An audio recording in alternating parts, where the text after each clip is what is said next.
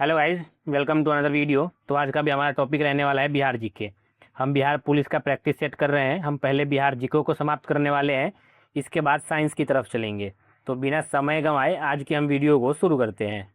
हमारा पहला क्वेश्चन है आज का, बिहार के उत्तर में कौन सा देश स्थित है? यानी कि बिहार राज्य के उत्तर दिशा में कौन सा देश स्थित है? तो वो नेपाल हो जाएगा। ऑप्शन ए हमारा सही जवाब है। नेपाल बिहार के उत्तर दिशा में स्थित है, बिहार राज्य के उत्तर दिशा में स्थित है। ध्यान रखिएगा, नेपाल बिहार के 7 जिलों के साथ सीमा साझा करता है। ठीक है। जबकि वेस्ट बंगाल की बात करें तो वेस्ट बंगाल 3 और झारखंड और यूपी 8-8 जिले शेयर करते हैं बिहार राज्य के साथ। आगे चलते हैं अपने दूसरे क्वेश्चन की तरफ। दूसरा क्वेश्चन है हमारा, बिहार का कुल क्षेत्रफल भारत के कुल क्षेत्रफल का कितना प्रतिशत है? तो बिहार का पूछा है।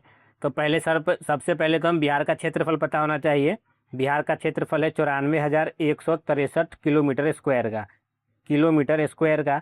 इसके बाद है इंडिया का भी पता होना चाहिए। तो इंडिया का है 32,87,263 किलोमीटर स्क्वायर। ठीक है। अब इसको आप डिवाइड कर लीजिएगा परसेंटेज में मल्टीप्लाई करने पर, तो आपको जो आंसर मिलेगा वो आंसर मिलेगा 2.86 का, जो हमारा ऑप्शन बी में स्थित है। ऑप्शन बी सही हो जाने वाला है। इसके बाद हम इसमें कुछ और क्वेश्चन देखने वाले हैं। तो सबसे पहले क्षेत्रफल तो जान लिए, अब बिहार के स्थिति जानते हैं हम। तो राज्यों की बात करें तो राज्यों में बिहार का स्थान 12वां है। लेकिन राज्य यानी कि स्टेट प्लस यूनियन टेरिटरी को मिला दिया जाए तो बिहार का स्थान जो है वो हो जाएगा 13वां। यूनियन टेरिटरी में एक जो लद्दाख है वो बिहार से बड़ा है। ठीक, लद्दाख जो है वो बिहार से बड़ा होने के कारण बिहार का स्थान राज्य और केंद्र शासित प्रदेशों को मिलाकर 13वां है। अगर सिर्फ बिहार राज्यों को देखा जाए, राज्य में मिलाया जाए, तो बिहार का स्थान 12वां हो जाएगा।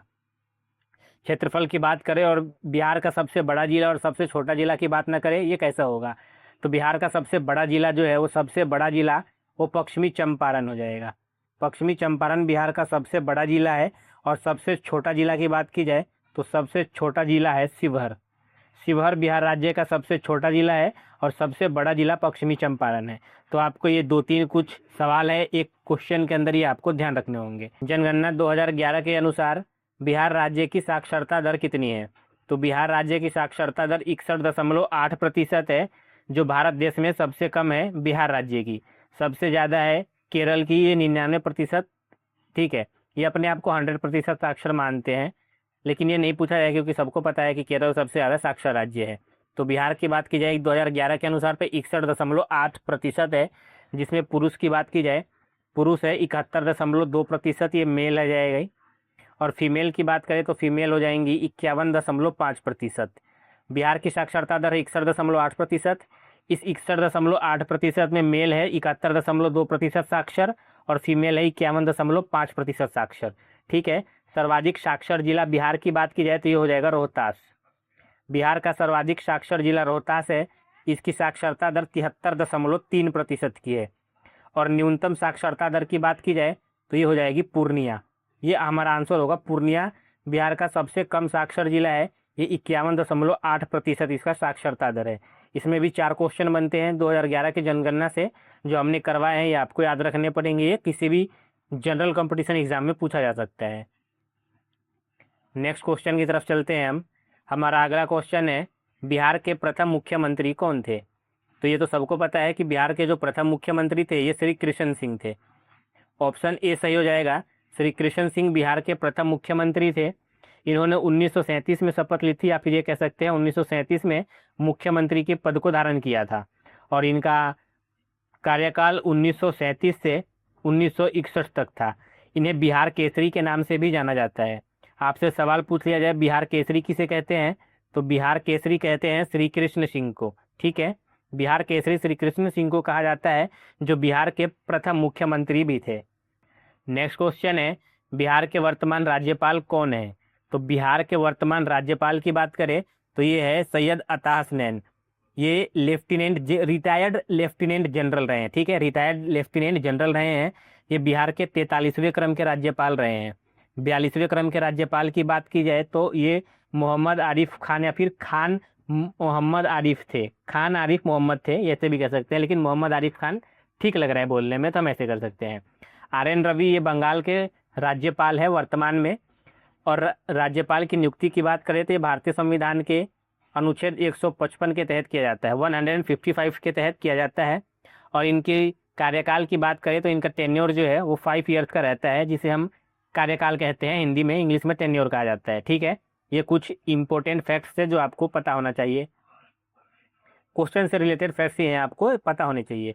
बिहार में अब तक कुल कितनी बार राष्ट्रपति शासन लगाया जा चुका है?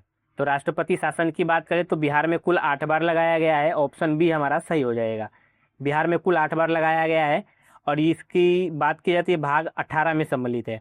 राष्ट्रपति शासन आपको भाग 18 और अनुच्छेद 356 में देखने को मिल जाएगा, राष्ट्रपति शासन। ठीक है, अब इसकी बात करें तो पहली बार कब लगा? तो फर्स्ट टाइम लगा था ये 1968 में। 1968 में लगा। तो उस समय इसके चीफ मिनिस्टर यानी कि बिहार के जो मुख्यमंत्री थे वो कौन थे पूछ लिया जाता है। तो भोला पासवान शास्त्री थे। कौन था? भोला पासवान शास्त्री।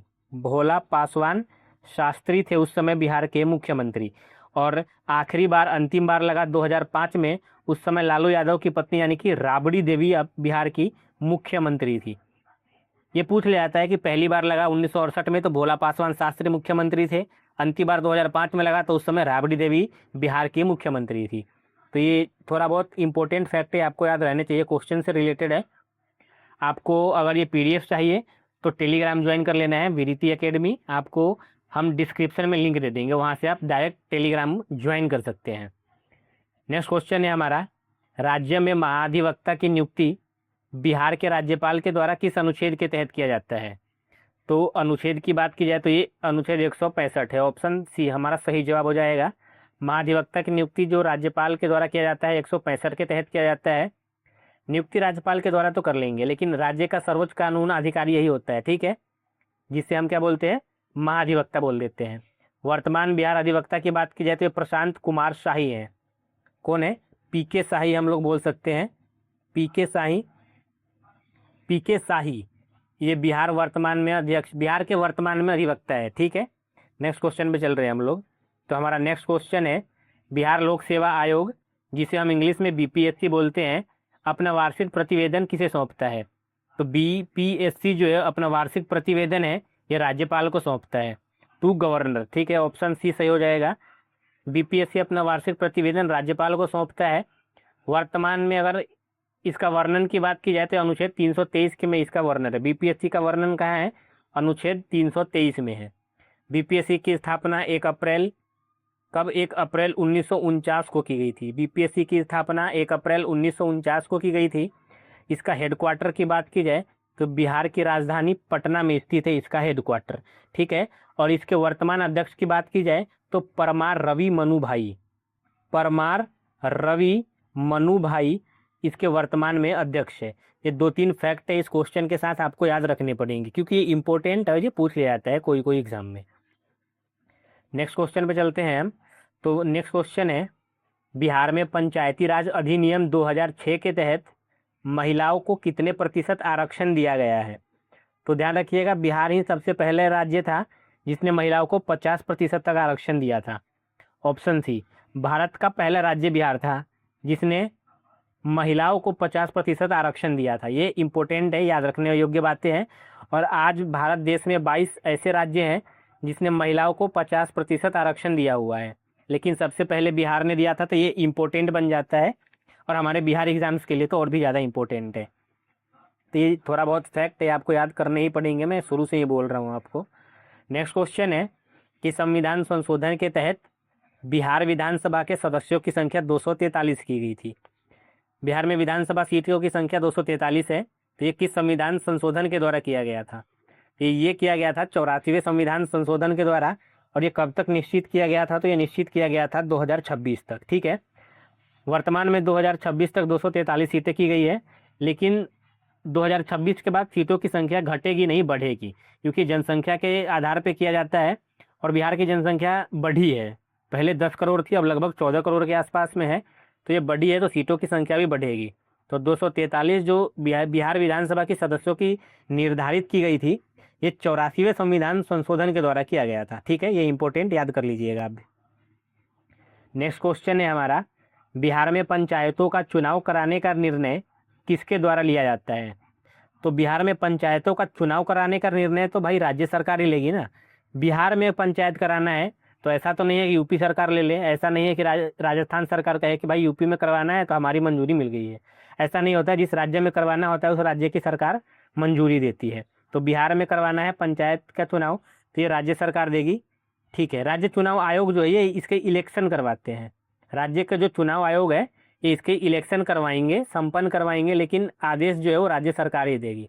देखिए, अब पंचायतों की गठन की चर्चा दिया गया है अनुच्छेद 40 में, लेकिन ध्यान रखिएगा अनुच्छेद 40 तो डीपीएसपी के अंतर आता है। ये क्या कहा गया है कि कोर्ट में इसको चैलेंज नहीं किया जा सकता है डीपीएसपी को, इतना इंपॉर्टेंट है। और ये कहाँ से लिया गया है? तो डीपीएसपी लिया गया है आयरलैंड के संविधान से, आयरिश संविधान से लिया गया है।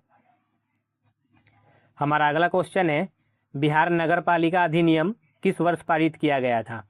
तो बिहार नगर पालिका अधिनियम किया गया था 2007 में पारित किया गया था। 2007 में ये बिहार सरकार के द्वारा पारित किया गया था। इसका उद्देश्य की बात करें तो उद्देश्य था शहरी निकायों को सुविधा उपलब्ध कराने के लिए। जैसे पटना है, एक शहर है, तो पटना में सुविधा है, जैसे कि पानी की सुविधा उपलब्ध करा दिया, गैस की सुविधा उपलब्ध कराया, तो नालों की सुविधा उपलब्ध कराया। तो जो शहरी निकाय है ना, इसको सुविधा उपलब्ध कराने के लिए इसका गठन किया गया था नगर पालिका का।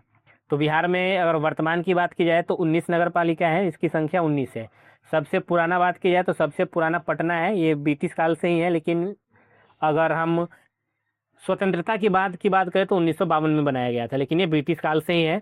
और सबसे नया नगर निकाय या फिर नगर पालिका की बात की जाए तो सबसे नया है सहरसा। ठीक है, सबसे नया सहरसा है, सबसे पुराना पटना है, ध्यान रखिएगा। नेक्स्ट क्वेश्चन की तरफ हम लोग चल रहे हैं। अब हमारा अगला क्वेश्चन है, राज्य की संचित निधि का संचालन किसके द्वारा किया जाता है? ये इंपॉर्टेंट क्वेश्चन है, इसमें बहुत ज़्यादा बच्चे जो है वो कंफ्यूज हो जाते हैं, इसमें लगा देते हैं राज्यपाल और समझते नहीं है क्वेश्चन क्या पूछ रहा है। ये पूछ रहा है राज्य की संचित निधि पूछ रहा है, तो राज्यपाल नहीं, ये राज्य का विधानमंडल के द्वारा किया जाता है। राज्य की विधानमंडल के द्वारा किया जाता है, जिसका अनुच्छेद 266 में वर्णन किया गया है। ठीक है, अनुच्छेद 200 आर्टिकल 266 में इसका वर्णन किया गया है। अब कुछ बच्चे राज्यपाल इसलिए लगाए होंगे, राज्यपाल आकस्मिक निधि का करता है। ठीक है, राज्यपाल जो करता है वो आकस्मिक निधि के द्वारा करता है, जो इमरजेंसी के समय में कार्य में यूज किया जाता है। तो राज्यपाल पूछा तो आकस्मिक निधि लगाइएगा, लेकिन संचित निधि है राज्य का विधानमंडल के पूछ के ही कार्य किया जाता है। इसमें जो कन्फ्यूजन होगा आपको दूर हो गया होगा कि आकस्मिक निधि जो है वो राज्यपाल के द्वारा, और संचित निधि वो है किसके द्वारा था? राज्य के विधानमंडल के द्वारा, जो इसका वर्णन अनुच्छेद 266 में दिया गया हुआ था। हमारा अगला क्वेश्चन है, बिहार विधान परिषद की पहली बैठक किस वर्ष बुलाई गई थी? तो बिहार विधान परिषद की पहली बैठक 1913 में बुलाई गई थी। और एग्जैक्ट डेट की बात की जाए तो एग्जैक्ट डेट है 20 जनवरी 1913 में। ठीक है, 20 जनवरी 1913 में बिहार विधान परिषद की पहली बैठक बुलाई गई थी। कहाँ बुलाई गई थी? तो ये बुलाई गई थी पटना कॉलेज में। कहाँ? तो पटना कॉलेज में। पटना कॉलेज में बांकीपुर हॉल था, पटना कॉलेज के बांकीपुर हॉल में बुलाया गया था। अगर बुलाया गया था, मीटिंग किया गया था, तो कुछ आधार होगा ना, तो इसका आधार था भारत सरकार अधिनियम 1912। तो ध्यान रखिएगा, बिहार का जो गठन हुआ था वो भी 1912 में ही किया गया था। और लेकिन बिहार एक राज्य के तौर पे 1 अप्रैल 1912 से कार्य शुरू किया था बिहार ने। पहले सभापति इसके कौन थे बिहार विधान परिषद के? तो वाल्टर मैड थे, वाल्टर मॉड थे इसके, वाल्टर मॉड इसके पहले सभापति थे बिहार विधान परिषद के। नेक्स्ट क्वेश्चन है, प्रसिद्ध गोगाबिल वेटलैंड किस जिले में स्थित है? तो हम बिहार जीके की बात कर रहे हैं तो बिहार जिले की ही बात किया जाएगा ना यहाँ पे। तो प्रसिद्ध गोगाबिल वेटलैंड बिहार के किस जिले में स्थित है? तो गोगाबिल वेटलैंड एक बिहार के कटिहार में स्थित है। ये भारत की 94वीं 94th रामसर साइट थी, यानी कि 94वीं रामसर साइट थी ये। ठीक है, भारत की 94वीं रामसर साइट की बात की जाए तो ये क्या था? प्रसिद्ध गोगाबिल वेटलैंड, जो बिहार के कटिहार जिले में स्थित है, बिहार राज्य के कटिहार जिले में। हमारा अगला क्वेश्चन है, निम्नलिखित में से कौन सा बिहार का सही प्रशासनिक विवरण है? बिहार का सही प्रशासनिक विवरण की बात की जाए तो बिहार में कुल 9 प्रमंडल और 38 जिले शामिल हैं। तो हमारा ऑप्शन सी सही हो जाने वाला है। 9 प्रमंडल 38 जिले के साथ 101 अनुमंडल भी है, 101 अनुमंडल है तथा 534 प्रखंड है। लेकिन आपसे पूछा जाएगा प्रमंडल और जिले, क्योंकि ये तो चेंज होते रहते हैं ना। तो 9 प्रमंडल और 38 जिले है बिहार का सही प्रशासनिक विवरण। ऑप्शन सी हमारा सही जवाब हो जाएगा। नेक्स्ट क्वेश्चन है, बरौनी रिफाइनरी का संबंध किस जिले से है? तो बिहार के ये बेगूसराय जिले से संबंधित है बरौनी रिफाइनरी। ये भारत का सेकेंड सबसे बड़ा तेल शोधक इकाई है। इसका स्थापना की बात की जाए तो 1964 में किया गया था यूएसएसआर के सहयोग से, जिसे हम उस समय सोवियत यूनियन रूस कहते थे, अभी रसिया कहा जाता है। तो ये आईओसीएल के द्वारा, यूएसएसआर के सहयोग से आईओसीएल के द्वारा स्थापित किया गया था। किसके द्वारा? आईओसीएल के द्वारा। नेक्स्ट क्वेश्चन है हमारा, विक्रमशिला विश्वविद्यालय की स्थापना किस पाल शासक ने की थी? तो विक्रमशिला विश्वविद्यालय की स्थापना की बात की जाए तो विक्रमशिला विश्वविद्यालय की स्थापना धर्मपाल ने की थी, जो भागलपुर जिले में स्थित है।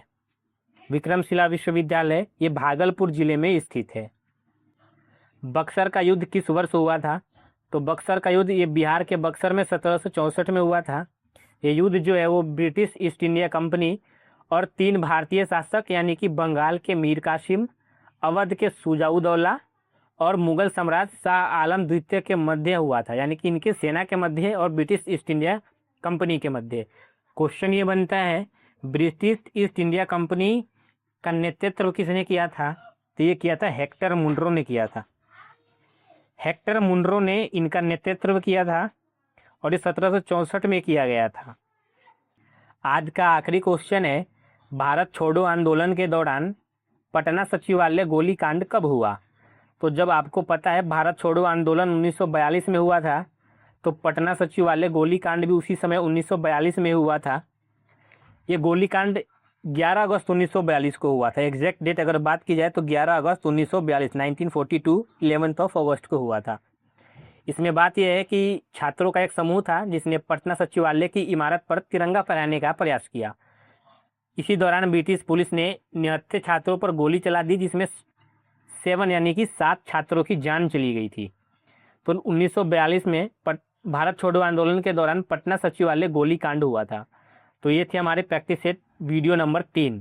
अगर वीडियो अच्छी लगेगी तो लाइक शेयर सब्सक्राइब जरूर कीजिएगा। मिलते हैं नेक्स्ट वीडियो में।